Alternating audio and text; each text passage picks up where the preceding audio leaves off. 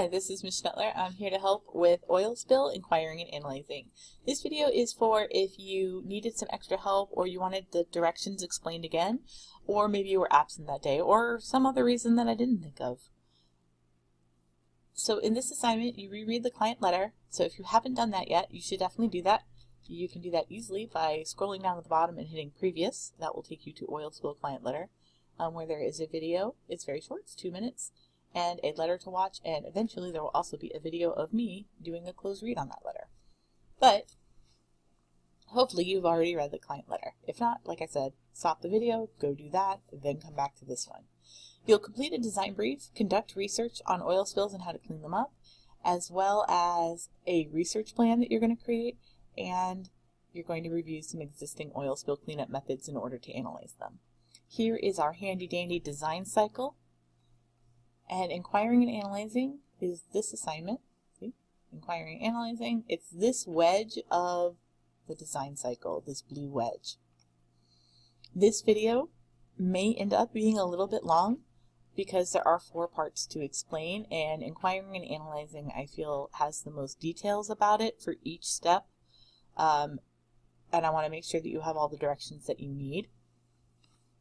But that does not mean you have to sit and watch the whole video, even if you were absent.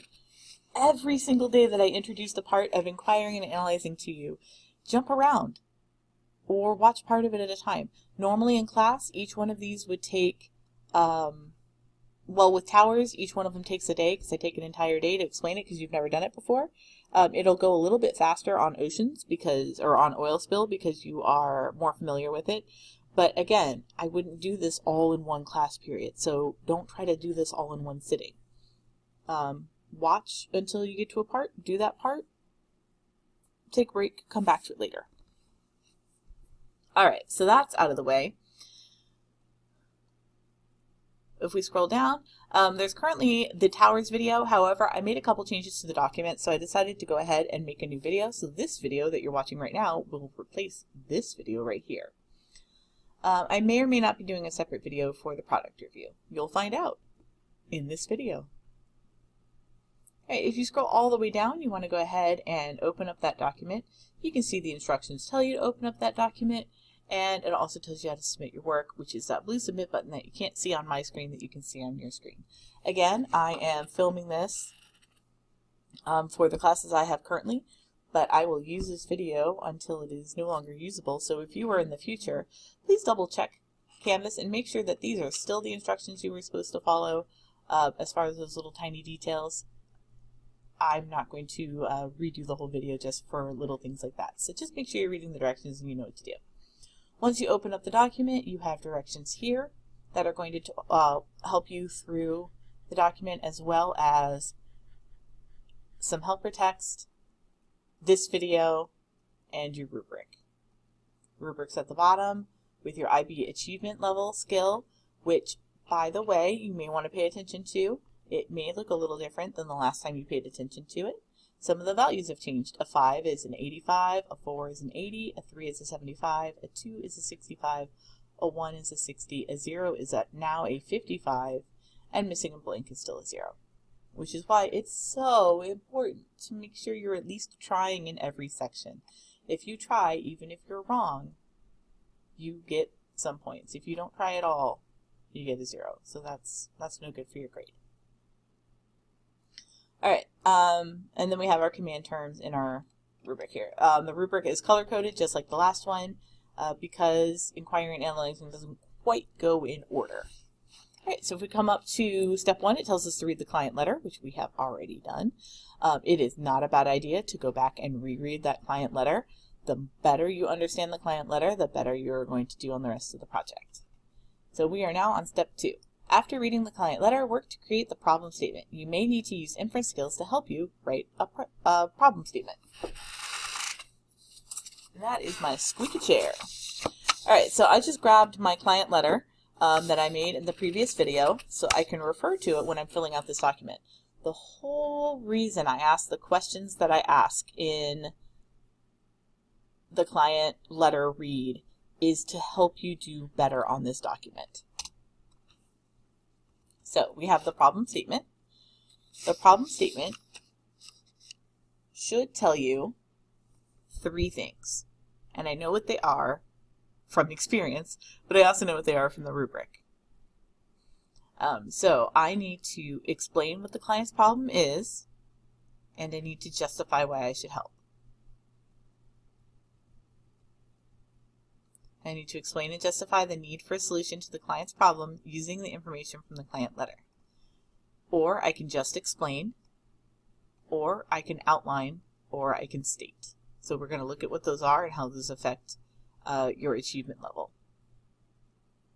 So explain is to give a detailed account including reasons or causes.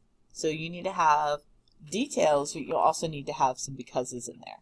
To outline is to to justify is to give a valid reason or evidence. So we're going to deal with that 7 or 8 first. That's what I like to focus with on these videos.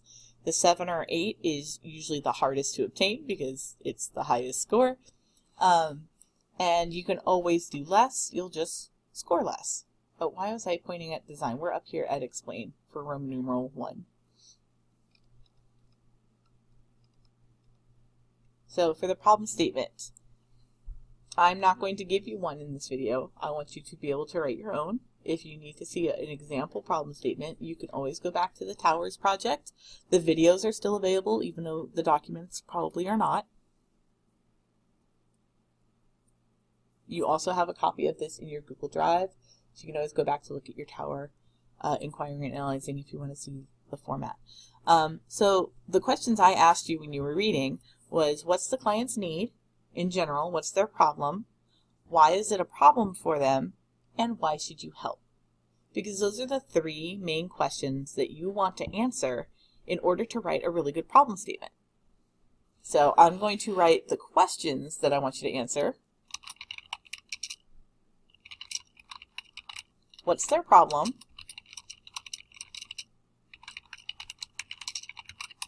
Why is it a problem for them? And why should you help? With the what's their problem, be nice and detailed, right? They want an efficient plan. They want us to try lots of different ways so that they get lots of data so that they can try to come up with the best way to clean up an oil spill. Why is this a problem for them? This helps you with the explain, because explain wants you to have the reasons or causes. So this is a problem because. But go ahead and also take it as an opportunity to add some more detail in there. And then why should you help? That's the justifying. That's the giving a valid reason. What's the valid reason or cause that this problem should be solved at all? Much less why you should help. You don't want to justify it? That's fine. You don't have to answer that question. But now you can't score higher than a 6, which is a 90. You don't want to have reasons or causes. You just kind of want to talk about the problem with a little bit of detail. All right, so that's outlining right here. And that's a brief account. Well, then you can't get scored higher than an 80. If you just say what their problem is, they need a cleanup plan, that's a state. The state can't get scored higher than a 2, which is a 65. So just keep all of that in mind as you go. This would be a great time to pause the video and work on the problem statement and then come back.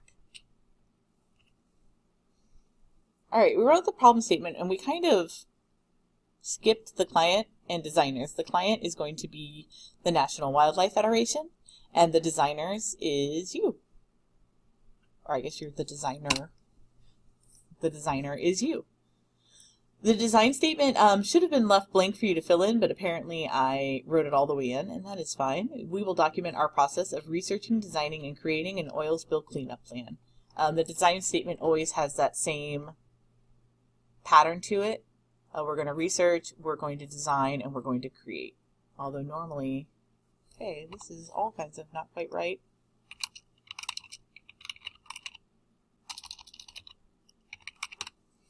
All right, we will document our process of researching, designing, creating, and testing an oil spill cleanup plan. If I have fixed this in the future and there is a blank, it will look like this. And there will be a blank, and then you just fill in oil spill cleanup plan. Okay, actually, let me just go ahead and leave it like that, and hopefully it'll stay fixed. All right, for your research plan, this is something that's different. I mean, the research plan isn't different, but this format of where I've added in a table to help you out should hopefully be helpful and help you out. It's why I added it. So, you need to research. Let's actually stop there, Ms. Schnettler. Slow down. Go back up to the directions that you spent time writing. Part of preparing a design brief is researching topics that will help you to solve the client's problem. You should create a research plan before conducting your research. The plan should prioritize topics. This will help you to be focused and efficient with your research. Example topics are oil spills, wildlife rehabilitation, petroleum, crude oil, how are oil spills harmful to wildlife, and any others you can think of, like especially off of that T-chart that you were supposed to make when you were doing the client letter activity, where you wrote down things that you needed to know in order to do well on this project. Those would be great topics to research. It's one of the reasons I have you write that down. But in case you're feeling stuck, I also give you some sample topics, and we're just going to use those in today's video because they're easy for me, because they're in them right there. I can maybe even almost see both at the same time. All right, so then if we scroll down to our rubric, states and prioritizes the main points of research needed to develop your own oil spill plan with minimal guidance. So let's look at those command terms. States, give a specific name without explanation or calculation. That means your topics does not have to be detailed. Your topic can be oil spill. That's fine. Prioritize is the next command term. Prioritize means to give relative importance to or put in an order of preference.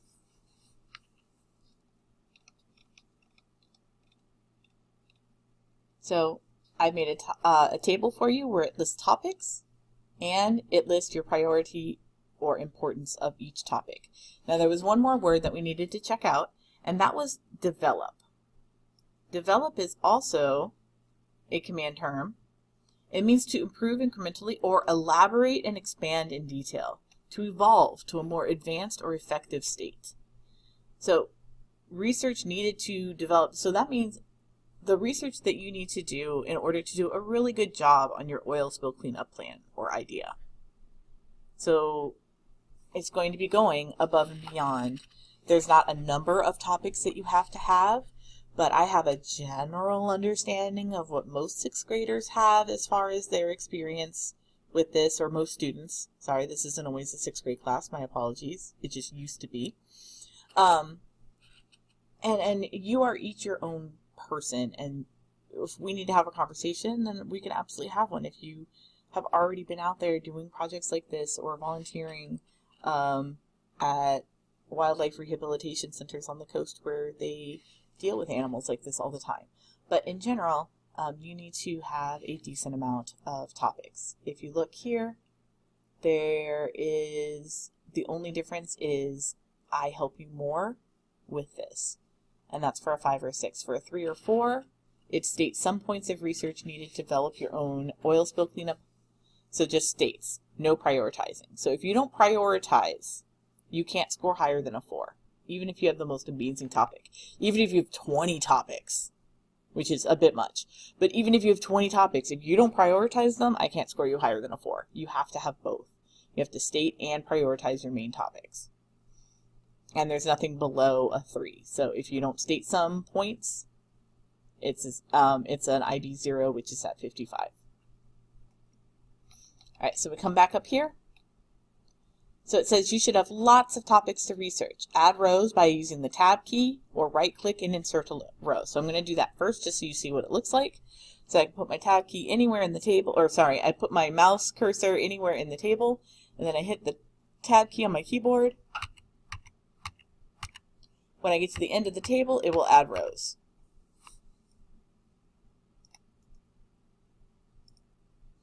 Or I can put my mouse, again, anywhere on the table, but probably in spot 3 would be best.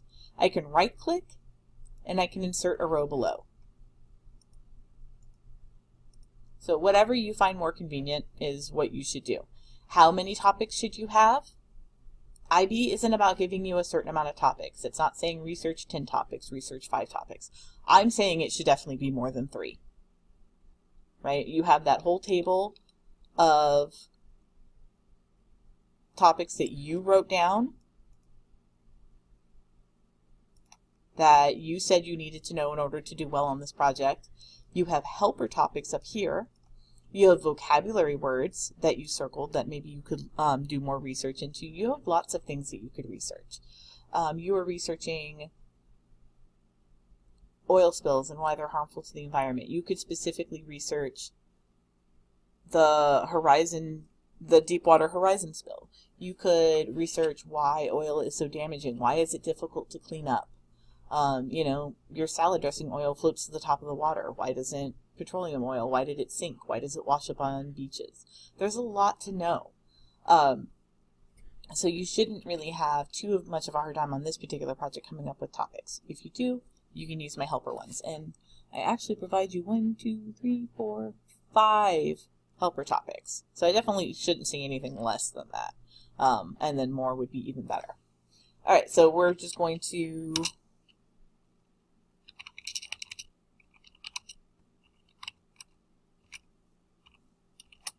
put some topics here.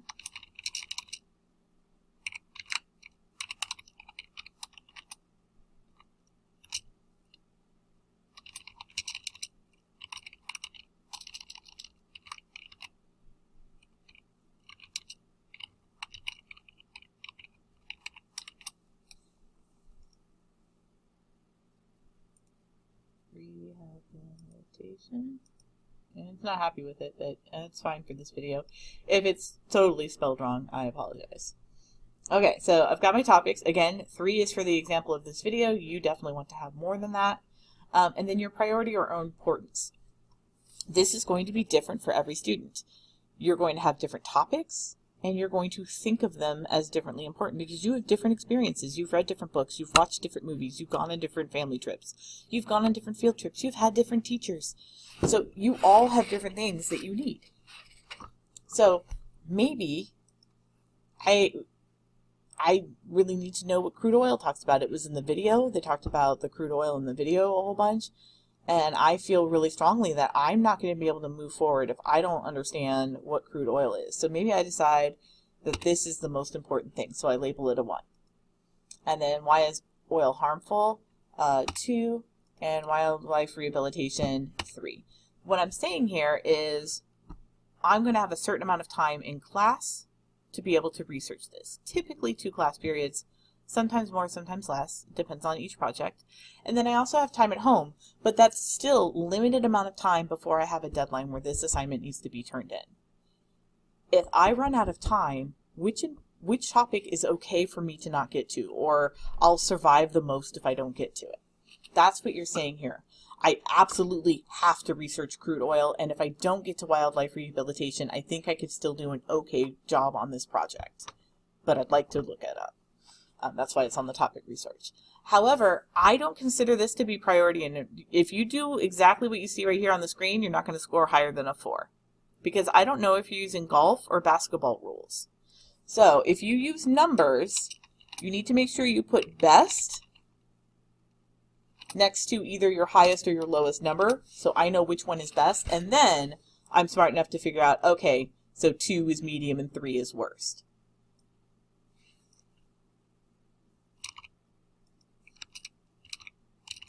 So that changes everything. So now wildlife rehabilitation is the most important, oil is medium important, and crude oil is the least, which is why I kind of suggest that you do it another way. There's lots and lots of different ways you can indicate the priority or importance of each topic. Some kids will put low importance, high importance, medium importance. That's fine. And you can use high several times. You can use low several times. You can use medium several times. And again, it's the what needs to be researched in order to be successful. And then what is going to be okay if you run out of time on. And you should have more topics than I have here. But yeah, I've seen lots of creative ways. Just make sure it's really clear. If it's just numbers, I don't consider that clear enough. You have to tell me with the numbers, which one's worth more. All right, then we get to research finding. Oh, sorry. And this would also be a great time to pause the video or stop the video, do your research plan, and then come back to the video for the next section, rather than trying to watch the whole video all at once. Oh, actually, I should not be deleting those yet. Okay, there we go. Perfect. Okay, so then in research findings, and this is scrolling on to the next page, I'm totally fine with that. It does not bother me. All right, so then now you would be getting ready to start your research. So you're going to research what is crude oil first, even though it's the second topic you came up with because you decided it was high importance. And again, this is not actually you, it's just the example video. So what is crude oil? So I would come down here to research topic 2 so that I know that they're matching.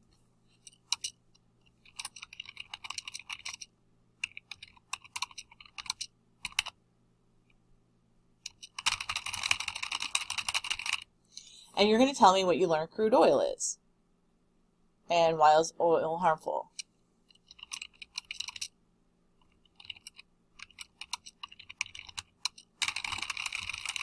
And you're going to tell me why oil is harmful and what is wildlife rehabilitation.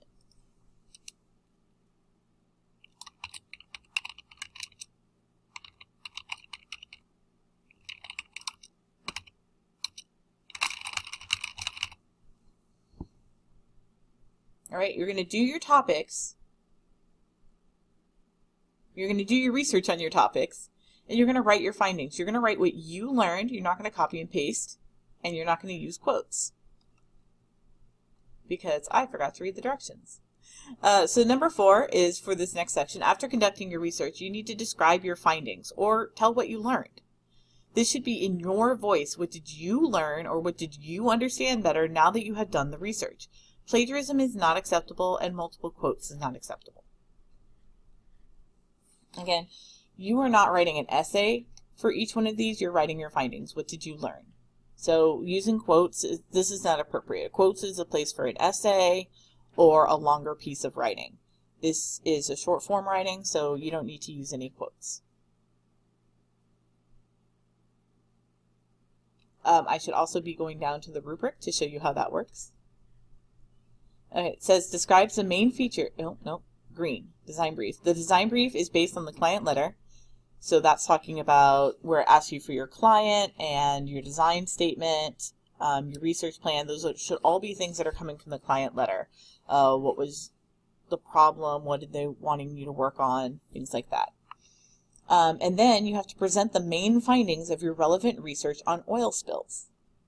Multiple citations for research resources are present and properly formatted.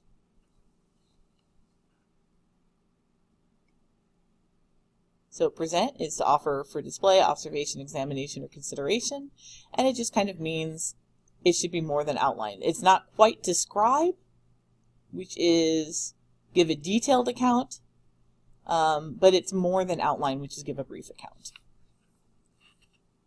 which I know is not the most clear, but that's how it works. If that's too much for you, you can outline, but outline is going to give you a 4. Citations are missing, so meaning you don't have citations, or some are missing, or some are inappropriate, like they start with Google, or a link to a Google search. That's going to get you a 4 as well. You could have the most beautiful paragraphs for your research, but if you have google.com listed as your resource, it bumps you down. So you want to make sure you have all of that taken care of. And then your design brief is incomplete states. So you've got like a sentence of some of your main findings. You don't have citations at all, or again, they're links to Google searches. So we come up here and I already told you kind of what your findings would look like. You're going to tell me what you learned. I do feel like if you say I learned, that you'll be less likely to copy and paste. It's kind of like a little brain trick. So you can, instead of saying wildlife rehabilitation, you can say I learned wildlife rehabilitation is, and that kind of signals your brain that Ms. Schnettler wants you to tell her what you learned about this, not copy from a website. When you do your research,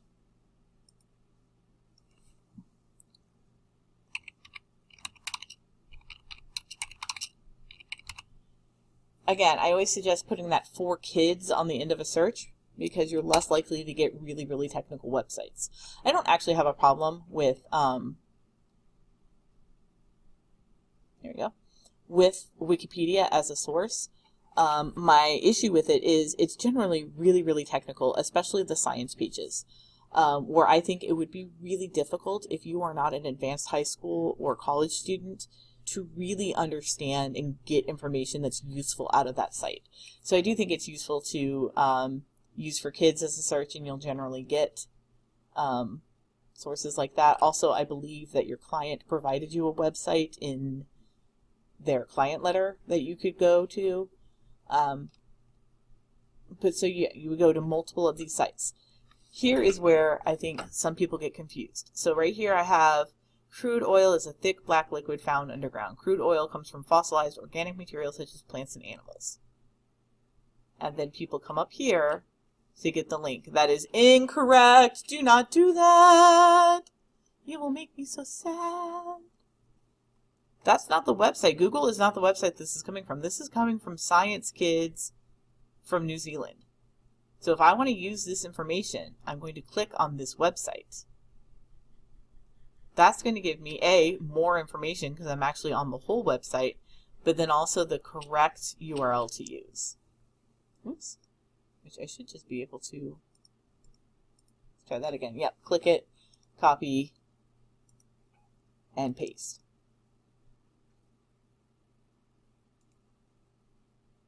Okay.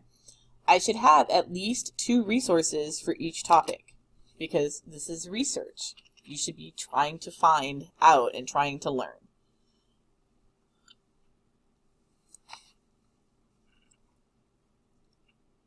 So just because I think research findings is where people struggle the most, I just want to kind of go over it again. So your research findings should be in your voice. It should not be copy and pasted, and it shouldn't be a whole bunch of quotes. This is not an essay where a quote makes sense.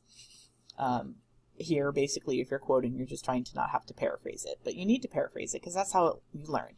I am okay if you sound like a 6th grader who learned stuff. Sorry, kids who aren't 6th graders. I'm okay if you sound like a middle school student who is learning stuff. That's who you are. Some of you are very articulate and very mature in your writing style, and some of you are not, and that's okay. I'm not judging you on your writing style here. I'm judging you on what you learned and that you write about it. All right? I'm okay if you sound like a kid because you are one. I don't want you to sound like a 37-year-old person who wrote a Wikipedia article in their spare time. That's not who you are. Sound like you. I'm your teacher. I can read the internet, but I can't read your brain. I want you to share with me what you learned. That's what I want. All right, and you should be going to multiple resources. So even here, I got that. Make sure you're saving your websites as you go along. That's the easiest thing you can do to say, oh, what happened? Oh, there we go. So then I would go to another site. And this is a fun fact, okay? A fun fact website. So I've got lots of different kinds of energy. There's a video I could watch. All of that. So then I could collect that, and let's say I found some of that information really useful. So I'm going to come down here, do a space, put my next link in, and then I'm going to add some of that information that I learned. All right. Again, for how long does your research findings need to be? It's in the rubric. Presents. So outlines. Let's start with outlines, which is the 5-6 outlines. Outlines is a brief account. That's a brief paragraph, a short paragraph. So presents should be longer than a brief paragraph, but not as long as a detailed paragraph. I know, but that's what it says. Outlines is a short paragraph. And if you need to know what that is, ask yourself, what would your English language arts teacher say? That's my answer. And yes, I will follow up with them. Outlines some. So that means you don't get to all of your findings. This also means that you got to all of your findings. If you don't get to all of your research, then this is where you get scored, and or if you have missing citations or inappropriate citations such as Google or a link to a Google search. Again, you should have lots of topics to research. You should add your rows, just like you added your rows up there. The directions are there. If you are looking for those top points, that's 7 or 8, you have to be properly formatted. So then I go to CiteFast. I'm going to take, oh, that one I already have copy and pasted. So I'm using a web page. However, if I was using social media, or where's YouTube? Online video for YouTube right here. You can click any of those. So I'm going to paste this.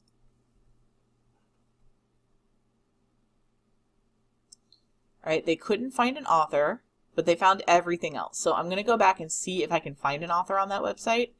It's a pretty junky looking website, so I'm going to guess probably not.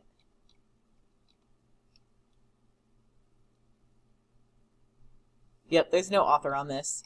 So I'm going to go ahead and leave that blank. It's okay if it's blank. It's also important to go back and look. Where is CiteFast? Where did you go? There you are. And so the citation is right here. You don't even have to click Save Citation, although you can if you think you need it again for some reason. It's just right here. So I'm going to copy that. And instead of this, I now have my fancy, properly cited resource. In order to get that 7 and 8, you would need to do that for all of your resources. So generally, I would suggest doing your findings, getting your resources together, and then going back and adding a little detail to your findings and switching all of your citations to the proper citation as a last step rather than as you go along, because it can get a little overwhelming. All right, for your existing oil spill cleanup methods, this is your, actually I should put that. This is your product review. So this is a product review is when you look at what other people have already come up with to solve similar problems. And you kind of review what they did. So I have some articles that are from the United States government on different ways to clean up oil spills. There is something called sorbents, which is just a fancy word for things that soak other stuff up. Booms, which is kind of like an inner tube, but way fancier. Dispersing agents, which is basically like a soap or a detergent. And skimmers, which skim things off the top. I'm going to give you specific articles on this, and usually I assign each person one article and then we share the information from it. But in these pandemic-y times, I'm not exactly sure what I will do, so definitely look forward to that final decision that I will be making. However, we can still talk about what this would look like in class. So if it is a specific article that I assign you, I will make sure that that information is clear for you in class, or I will make a separate video if I need to and put it in Canvas. You can always ask me if you're not quite sure. We're just going to talk about what you have to do as far as writing. Alright, so this is the yellow section, Roman numeral 3, describes the main features of an existing oil spill cleanup method that inspires your solution to the client's problem. So the inspires your solution to the client's problem. It's just that it's getting you started on brainstorming, because the next step is starting to develop ideas. So that's all that means. So we're really focusing on the describes the main features of an existing oil spill cleanup method. So describe, again, is give a detailed account, give a detailed paragraph. Doesn't have to have reasons. It's not explain, but describe. Or you can outline, which is a brief account. You can state, which would be a sentence, and there's nothing below that. So that's all you would have to do. Again, if you're looking for a 3-4, it would be about a sentence in each one. If you're looking for a 5-6, it would be a short paragraph in each one, and if you're looking for a 7 or 8, it would be a detailed paragraph in each one.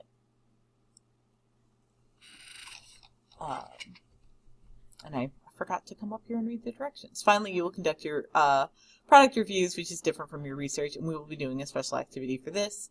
And number 6, be sure to use your IB resources, your command terms, and your rubric to help you reach the achievement level that you want. I know this video is a little bit long, a lot shorter than the Towers one though, so that's good. It does go over a lot of information, and again, we would never do all of this in one class period. This would typically take several class periods to complete. So watch it section by section. Don't try to watch the whole thing at once.